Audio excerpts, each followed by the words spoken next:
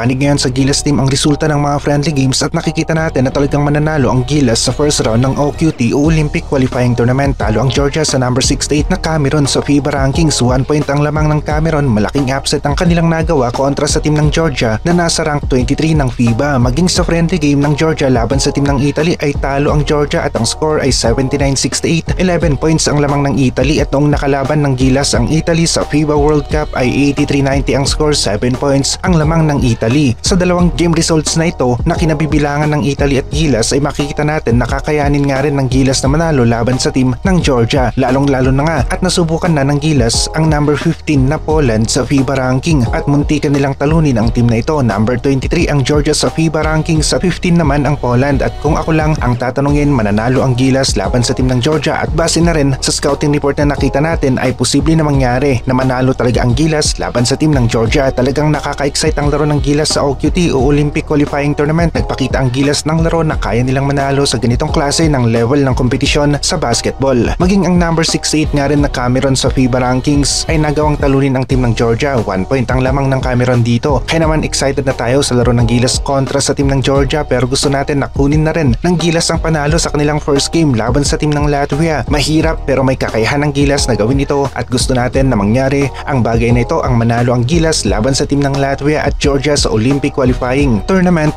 first round. Asahan rin natin na todo ang suporta ng mga Pinoy sa Riga, Latvia at isa sila sa magiging dahilan para mailabas ng Gilas ang kanilang 110% na laro. Nagpapasalamat nga rin si Coach Tim Cone sa mga fans na nanood sa Poland at isa sila sa dahilan kung bakit nabubuhayan ng ating mga players. Damang-dama nila ang suporta ng ating kababayan na nasa venue. Nagsisigawan para i-cheer ang Gilas team. Positive ang lahat na nakikita natin ng mga scouting reports sa practice games at naniniwala tayo na mananalo ang Gilas ngayon. Ibang-iba na ang team natin, yung intensity na ng laro nila. Matindi, 50-50 balls, nakikipag-agawan, bagsakan sa sahig pa nga ang eksena. Talagang binibigay ng mga players natin ang mahigit sa 100% nilang laro. Coach Tim Cone nga rin, alam ang ginagawa, patunay lang na siya ang Philippine GOAT coach natin at mag-i-stick tayo sa kanyang Gilas 4-year plan. Hindi pa natatapos ang Gilas dito sa OQT dahil magiging labanan pa rin ng mabibigat na teams ang FIBA Asia Cup. Australia at Japan ang dalawang hari ngayon sa FIBA Asia at Gilas makikipag-agawan sila ng top spot sa FIBA Asia kontra sa dalawang teams na ito. Kay Soto nga rin, buhay na buhay ang NBA campaign. Tinapatan niya si Balcerowski, kayang-kaya niya ang EuroLeague Champ Center at pagkatapos ng OQT, malalaman natin kung ano ang magiging resulta ng kanyang Olympic qualifier stint para naman sa kanyang karera patungo sa NBA. Sa ngayon, iisa ang focus at goal ng mga Gilas players natin, kunin nila ang panalo sa Riga, Latvia. Sigurado naman si Kai sa Japan B1 B-League at nauna na nga ang Koshigaya Alphas na kumuha sa kanya. In-announce na ito ng Koshigaya team kaya walang pressure dito kay Kai, makakapaglaro ito ng maayos sa OQT. Hindi man ganoon kahaba ang naging experience ng Gilas laban sa EuroLeague players at NBA players na naglalaro para sa kanilang bansa, pero nakita naman natin abot kamay ng Gilas ang panalo sa dalawang subok lang kontra sa malalakas at solid na lineup ng Poland at Turkey. Kung nakikipag-compete lamang ang Gilas team na ito ng mas mahaba pa ng konti laban sa EuroLeague teams ay mas makakamit nila ang panalo, pero sa ngayon kailangan nilang pagkasyahin ang experience nila sa last 2 games at gamitin nila ito laban sa team ng Latvia at Georgia. Gusto natin yung programa ni Coach Tim Cone na mag-i-stick siya sa kanyang mga players. May mapapalitan lamang kung may injury dahil naiipon talaga yung high level experience at yung pakiramdam na nakikipag-compete sila sa high level basketball na pare-pareho ang kanilang kasama. Hardcore team ika nga nila.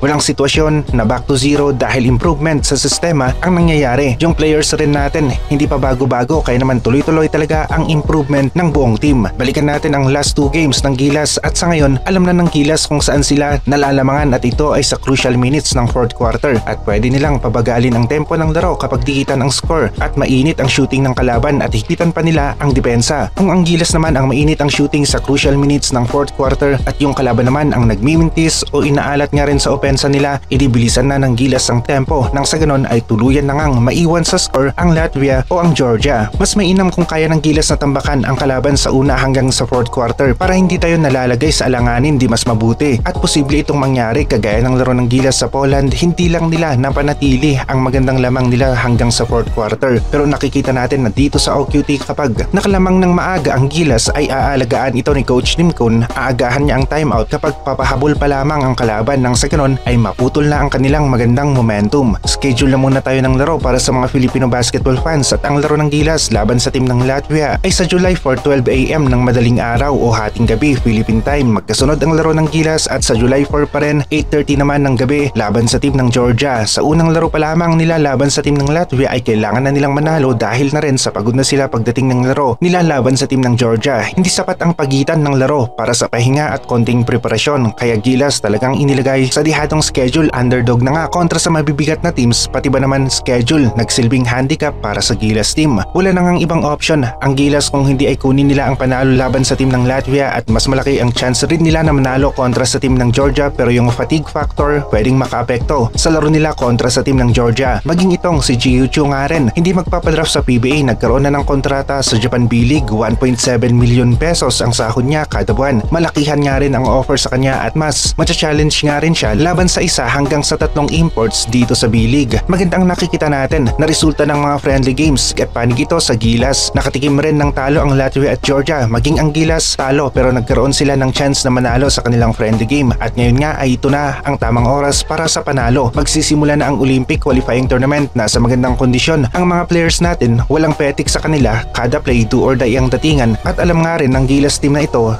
na ang oras para manalo sa laro. Gilas FIBA Under 18 naman panalo. Nakuha nila ang championship title kontra sa team ng Lebanon at nasa Division A na nga sila, isang malaking improvement para sa Gilas team Women's Division Under 18. Seryoso na rin ang ating pambato na si JB at nasabi niya na mananalo tayo sa OQT na mismo, at kung stats ang basehan natin resulta ng friendly games, mas maganda ang performance ng Gilas, mas gutom sila sa panalo, kaya maging tayo nga rin ay nararamdaman natin yung fighting spirit ng Gilas. Mananalo tayo sa first round ng Olympic qualifying tournament.